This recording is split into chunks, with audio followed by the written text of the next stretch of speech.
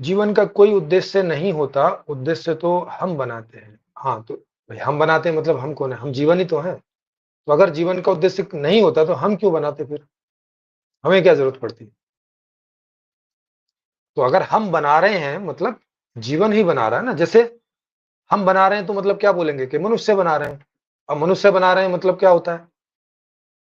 क्योंकि अगर मनुष्य को आप जीवन बोलोगे तो जीवन ही बना रहा है ना भाई, ये ऐसे शायद आपको भाषा का उस तरह का ज्ञान नहीं है। भाषा में एक लॉजिक एक स्टाइल होता है।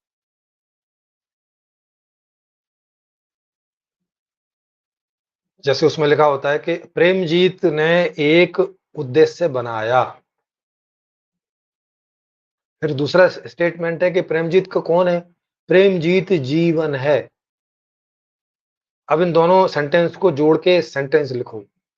तो कैसे लिखा जाएगा कि जीवन जो कि प्रेमजीत है उसने उद्देश्य बनाया।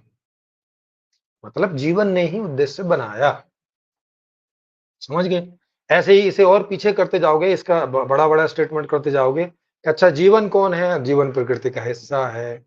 अच्छा तो प्रकृति के हिस्से ने उद्देश्य बनाया।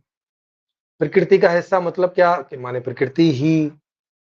तो इसका मतलब है कि प्रकृति ने उद्देश्य बनाया। जब आप ऐसे करेंगे तो आप इस नतीजे पर पहुँचेंगे कि ये उद्देश्य प्रकृति में ही सन्निहित है। समझ रहे हैं? तभी ये बनना-बनाना हो रहा है, नहीं तो ये होता नहीं। जैसे किसी चिड़िया ने घोंसला बनाया, तो क्या हुआ मतलब? चिड़िया नहीं बनाया। नहीं और चिड़िया क्या है? चिड़िया जीवन है, तो मतलब जीवन ने बनाया।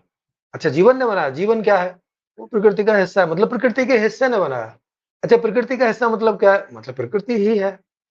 जैसे रोटी का हिस्सा, रोटी का टुकड़ा रोटी ही होता है। तो मतलब प्रकृति ने ही बनाया ना घोंसला, ये बात बोल सकते हैं। ऐसे करके एक भाषा में एक तर्क चलता है, भाषा के आधार से जब हम चीज़ें समझते हैं, भाषा का इस्तेमाल करते हैं। तो ऐसा नहीं है कि जीवन का कोई उद्देश्य नहीं होता, उद्देश्य हम बनाते हैं, ये बात वेरीफाई नहीं होती है। अगर हम उद्देश्य बनाते हैं मतलब ये जीवन में है तो ही ऐसा पॉसिबल है, नहीं तो हम बना नहीं सकते, है ना?